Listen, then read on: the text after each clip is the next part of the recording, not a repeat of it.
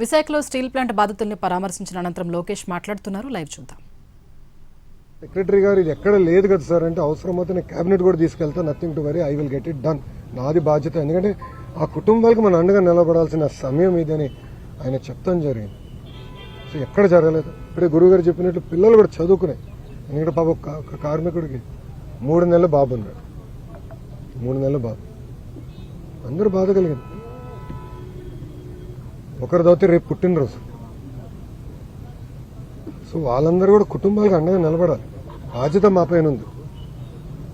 So నేను కుటుంబాలను కలిసినప్పుడు కూడా చెప్పాను, రూల్స్ ప్రకారం కొంతమందికి ఎక్కువ వస్తుంది, నాకు ఎలాంటి డౌట్ లేదు, ఎంత ఉన్నా అంత ఇవ్వాలి. ఆల్రెడీ సీఎండీ గారు స్పష్టంగా చెప్పారు. నిన్న కుమారస్వామి గారు ఇచ్చిన ఆదేశాల మేరకు ఈరోజు డేట్ మారే లోపల 25 లక్షల రూపాయలు ఫస్ట్ విడత కింద 8 మంది వాళ్ళ అకౌంట్లో డబ్బులు వేస్తాం జరుగుతుంది. ఇంతేకాదు దాని తర్వాత రావాల్సిన ఎక్స్గ్రేషియా, పిఎఫ్ అకౌంట్ నుంచి రావాల్సిన డబ్బులు, స్టీల్ ప్లాంట్ ఇవ్వాల్సిందంతా కూడా మేము మొత్తం క్యాలిక్యులేట్ చేసి ఆ కుటుంబాల అకౌంట్లో వేసే బాధ్యత ప్రభుత్వం తీసుకుంటుంది. అక్కడితో మేము ఆగం. మేము అందరూ వచ్చేటప్పుడు కారులో కూడా మాట్లాడుకున్నాం. వర్మ గారు నేను కూడా డిస్కస్ చేశాం. అంత్యక్రియలు అయిన తర్వాత పెద్దకరమైన తర్వాత మళ్ళీ అమరావతిలో ఒకసారి కూర్చుందాం కుటుంబాలతో. ఇంకెలా చేద్దాం, ఏం చేస్తే బాగుంటుంది. వాళ్ళు కేవలం సొంత కాళ్ళపై నిలబడతాం కాదు, ఆ పిల్లల్ని చూసుకోవాల్సిన బాధ్యత ఎన్డీఏ ప్రభుత్వం పైన ఉంది. గతంలో ఎట్లయితే విశాఖ ఉక్కుని కలిసికట్టుగా ఎన్డీఏ కాపాడిందో అదేవిధంగా కార్మికులకి మేము అండగా నిలబడతాం, ఆ కుటుంబాలకి మేము అండగా నిలబడతాం. ఇంతేకాదు నిన్న కుమారస్వామి గారు ఒక ఆదేశాలు కూడా జారీ చేశారు. 3 సీనియర్ మెంబర్స్తో కమిటీ వేసి వాళ్ళు ఇప్పుడు సుమారుగా 4-5 వాళ్ళు వస్తున్నారు. కమిటీ మొత్తం రివ్యూ చేస్తారు, డేటా అంతా చూసుకుంటారు. ఆ టైంలో 2nd, 3rd, 4th ఎక్కడైతే యాక్సిడెంట్ జరిగిందో అక్కడ ఉన్న కార్మికులతో కలుస్తారు. వాళ్ళది కూడా ఏం జరిగింది ఏంటని తెలుసుకుంటారు. ఇది కింద నుంచి కారింది కాదు, ఏంటైతే లాగితే మరి ఫినిష్డ్ ప్రోడక్ట్ బయటకు వచ్చింది కాదు, పైనుంచి పొంగుతాం కూడా కాదు, కక్కింది. పొంగినది వేరే రకంగా అనుకోవచ్చు, కానీ కక్కింది. ఎందుకు జరిగింది, ఎక్కడ జరిగింది, ఎందుకు ఇక్కడ జరిగింది, దీని వెనకాల ఏంటి మొత్తం మనం క్షుణ్ణంగా పరిశీలించాల్సిన బాధ్యత అటు స్టీల్ ఇండస్ట్రీ పైన ఉంది, రాష్ట్ర ప్రభుత్వం పైన ఉంది. తప్పనిసరిగా నివేదిక వచ్చిన తర్వాత ఏం చర్యలు తీసుకోవాలో ప్రభుత్వం తీసుకుంటుంది. కానీ ఈరోజు యాక్సిడెంట్లో దెబ్బలు తగిలిన కార్మికుడిని హాస్పిటల్లో కలిశారు. ఆయన పేరు శ్రీనివాస్. ఆయన కలుస్తుంటే ఆయన ఒక మాట అన్నాడు, మాకు దెబ్బలు తగిలినాయి, మీరు వచ్చారు పెద్ద మనసుతో మాకు అండగా నిలబడతాన్నారు, కానీ విశాఖ ఉక్కుని మీరు కాపాడండి, మీరు ఉక్కుతో అండగా ఉండండి, ఈ ఫ్యాక్టరీతో అండగా ఉండండి, ఉక్కు ఫ్యాక్టరీతో అండగా ఉండండి. ఇది కేవలం మా కుటుంబాలే కాదు, లక్షలాది కుటుంబాలు గాజువాక, విశాఖపట్నంలో దీనిపైన ఆధారపడి ఉన్నాయి. చూసుకోవాల్సిన బాధ్యత మీదని ఆయన చెప్పారు. ఇన్ఫాక్ట్ ఆయన చెప్పినప్పుడు నేను అనుకుంటే ఆయన గురించి, ఆయన కుటుంబం గురించి మాట్లాడుతున్నాడేమో అనుకున్నా. వర్మ గారు కరెక్ట్ చేశారు, లేదు బాబు విశాఖ ఉక్కు గురించి ఆయన మాట్లాడుతున్నాడు అని. అంటే ఎంత పెద్ద మనసుతో కార్మికులకి ఎంత ఎమోషనల్ అటాచ్మెంట్ ఉందో నిజంగానే నేను ఈరోజు తెలుసుకుంటాం జరిగింది.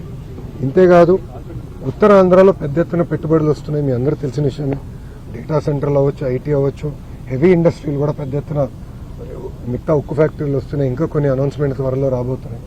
ఇవన్నీ వచ్చినప్పుడు స్కిల్ డెవలప్మెంట్ అనేది చాలా చాలా అవసరం. ప్రధానమంత్రి గారు కూడా చాలా స్పష్టంగా ఐటీఐస్కి సుమారుగా 60,000 కోట్ల రూపాయలతో స్కిల్ డెవలప్మెంట్కి ప్రత్యేక శ్రద్ధ పెట్టారు, ప్యాకేజ్ ఇచ్చారు. దాంట్లో భాగంగా ఫస్ట్ ప్రాజెక్ట్ మన పాయక్రోపేట అనిత గారి నియోజకవర్గంలో అటు ఆసిలర్ మిత్తలు, ఎందుకంటే వాళ్ళు కూడా ప్రైవేట్ సెక్టర్ కూడా డబ్బులు పెట్టండి, వాళ్ళు ముందరికి వచ్చి మేము పెడతామని చెప్పి పెద్ద ఎత్తున ట్రైనింగ్ కూడా చేయాల్సిన అవసరం ఉంది. అటు ఫార్మా అవ్వచ్చు, స్టీల్ అవ్వచ్చు, మిగతా మ్యానుఫ్యాక్చరింగ్ సెక్టర్స్ అవ్వచ్చు, ట్రైనింగ్ అనేది చాలా చాలా అవసరం. దాంట్లో ఎలాంటి సందేహం లేదు. ఒక విద్యాశాఖ మార్చులుగా నా పైన బాధ్యత ఉంది, ఎందుకంటే స్కిల్ డెవలప్మెంట్ నాకు ఉంది. ట్రైనింగ్, రీట్రైనింగ్, నిరంతరం ట్రైనింగ్ చేయాల్సిన బాధ్యత మా పైన ఉంది. అది కూడా ప్రభుత్వం చాలా సీరియస్గా తీసుకుంటుందని ప్రజలందరూ కూడా తెలియజేస్తూ, ఇప్పుడు మీడియా మిత్రులకి ప్రశ్న ఉంటే సమాధానం చెప్పడానికి నేను సిద్ధం. సార్, ఉండవలసిన కార్మికుల కన్నా తక్కువ ఉన్నారు. కాంట్రాక్ట్ కార్మికులు కూడా తొలగించారు, పర్మనెంట్ కార్మికులు కూడా తొలగించారు. నిర్వహణ లోపం కూడా ఉంది, అందుకే ఈ ప్రమాదం జరిగిందని కార్మిక సంఘాలు ఆరోపిస్తున్నారు. ఇప్పుడు మీరు చూస్తే తక్కువ మంది ఉన్నారు కనుక ఈ ప్రమాదం జరగలేదు. ప్రాసెస్లో ఎలాంటి ల్యాబ్స్ లేదు, డీవియేషన్ లేదు. ఇది పాట్ నుంచి అది కక్కింది. ఎందుకు కక్కిందంటే తెలియదు. ఇన్ఫాక్ట్ ఎక్కువ మంది దాని కింద ఉంటే చనిపోయే పరిస్థితి, ప్రమాదం ఉండేది. సో ఇది ప్రాసెస్ లోపల ఎక్కడ జరగలేదు. నంబర్ 1. నంబర్ 2, లోపల కార్మికులు కూడా కలిసారు. వాళ్ళు కూడా నేను సమాధానం చెప్పాను. ఏమన్నానంటే ఇతర ఫ్యాక్టరీలు, ఎందుకంటే ఇదే టెక్నాలజీ, దీనికన్నా వెనకబడిన టెక్నాలజీలు ఉన్న ఫ్యాక్టరీలు ఉన్నాయి. అదే టైంలో వచ్చినాయి 4-5 స్టీల్ ఫ్యాక్టరీలు భారతదేశానికి. రష్యన్ టెక్నాలజీతో ఏర్పడిన factory, one of the best technology. In fact మనం హైదరాబాద్లో కట్టిన ఇల్లు, ఉండవల్లో ఇప్పుడు అమరావతిలో మేము కట్టే 2 ఇల్లు కూడా విశాఖ స్టీల్ వాడే కడుతున్నాం. ఎందుకంటే క్వాలిటీ బాగుంటుంది, స్ట్రెంత్ బాగుంటుంది, టెక్నాలజీ మంచిదని అందరూ బలగనంతో టెస్ట్ కూడా చూపిస్తుంది. సో అక్కడ ఎంతమంది ఉన్నారు, ఇక్కడ ఎంతమంది ఉన్నారు, కమిటీ మొత్తం క్షుణ్ణంగా పరిశీలిస్తుంది. చేసి తగిన చర్యలు మేము తీసుకుంటాం. ఇది ఇంకోసారి జరగకూడదు అంటే అది ఎందుకు కక్కిందనే తెలుసుకోవాలి. మేము కింద ప్రాసెస్ లోపాలు జరిగితే మీరు అనేది కరెక్ట్, కానీ ఇక్కడెక్కడ ప్రాసెస్ లోపం జరగాలి. కెమికల్ రియాక్షన్ అంతా ముందల స్టేజ్లో జరిగిపోతున్నాయి. ఫైనల్ మెటల్ వచ్చి ఇక్కడ నుంచి ఒక క్యూబ్ గా తయారయ్యి రన్నింగ్ ప్రాసెస్ జరుగుతుంది. దాని తర్వాత ఇంకా మిగతా ప్రోడక్ట్స్ తయారవుతాయి. సో ఇక్కడ ఎలాంటి కంటామినేషన్ జరిగేదానికి, కెమికల్ ప్రాసెస్ లో తప్పు జరిగేదానికి లేదు. కానీ ఎందుకు జరిగింది, ఎలా జరిగింది, ఏమైంది అనేది తెలుసుకోవాల్సిన అవసరం అందరికి. అక్కడ పనిచేసిన కార్మికులకు తెలియదు. ఎందుకంటే 30 సంవత్సరాల నుంచి అక్కడి పనిచేసిన వాళ్ళు అన్నారు, సార్ మొదటిసారి జరుగుతుంది. సెక్షన్ ఇన్ఛార్జ్ 92 నుంచి పనిచేస్తున్నారు, ఆయన ఎప్పుడు చూడలేదు. సో ఎక్స్పర్ట్స్కే తెలియదు ఇది ఇక్కడ పనిచేసిన కార్మికులకి పర్యవేక్షణలో ఉన్న లీడర్షిప్ కూడా తెలియదు. అందుకే ఎక్స్పర్ట్స్ వస్తున్నారు. ఎక్స్పర్ట్స్ వస్తే వాస్తవాలు తెలుసుకుంటారు, తగిన చర్యలు తీసుకుంటాం. అది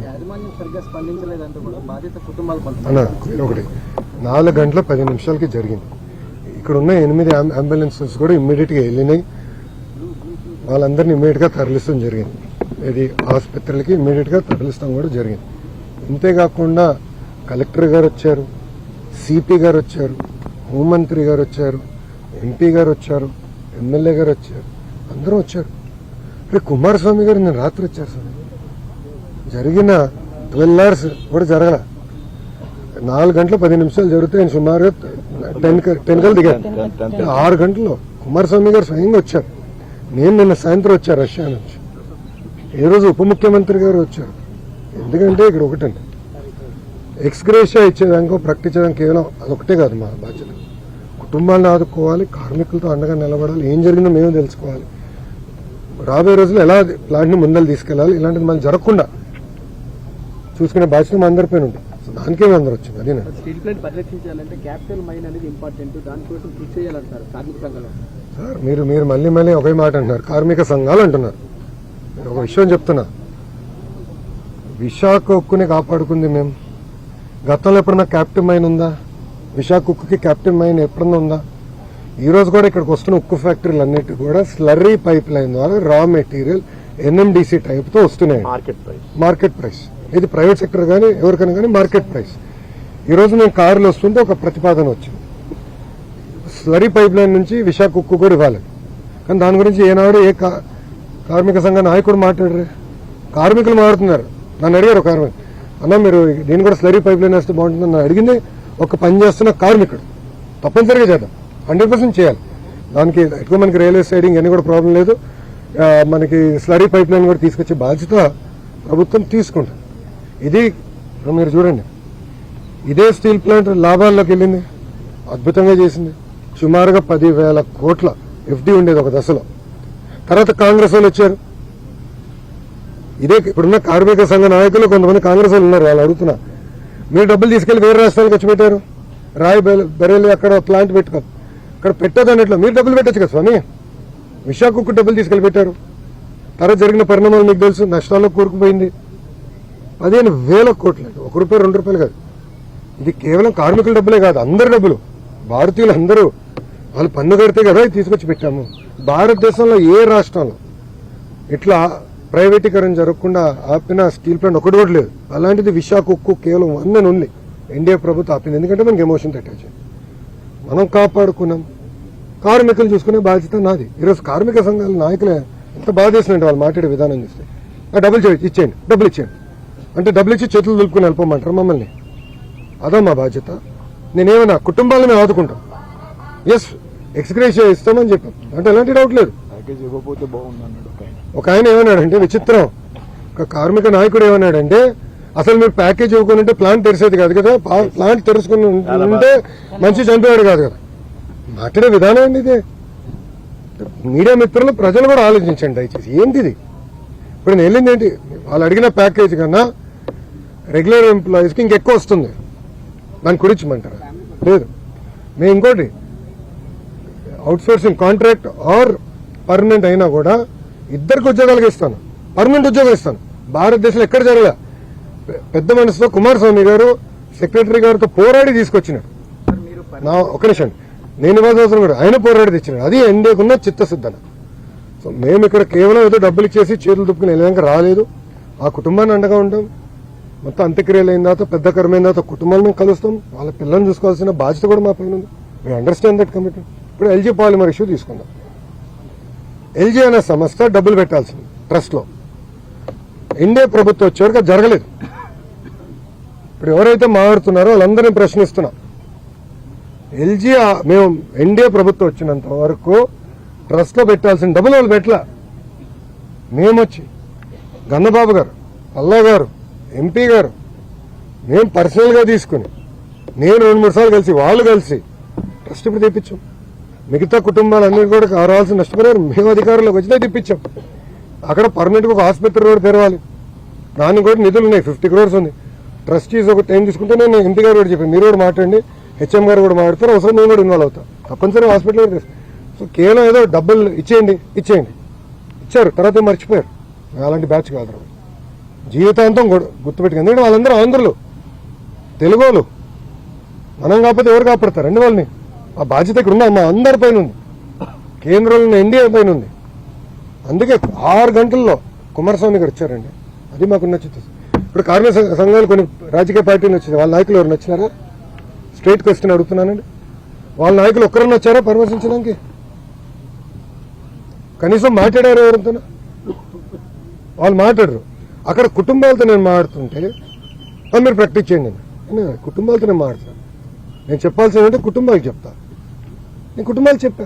వాళ్ళు ఎవరు నన్నేమన్నా వాళ్ళు మళ్ళీ కలుస్తాను కూడా నేను చెప్పా. అది మాకు ఇప్పుడు లోపల కూడా కార్మికులు ఒక ఆయన దూరం నుంచి అరుస్తున్నాడు. నేను ఎందుకు అరుస్తున్నా? దగ్గర రా, ఇంపట్లేదు మీ దగ్గర అని తీసుకుని మేము మాట్లాడాం. మా పోలీస్ సోదరు కంగారు పెడితే చెప్పిన, ఎందుకు మీకు కంగారు, పక్కరండి, అందరినీ కలిసి వెళ్తామని చెప్పి కలిసిన. సో ఆ చిత్తశుద్ధి ఎన్డీఏ ప్రభుత్వానికి ఉంది.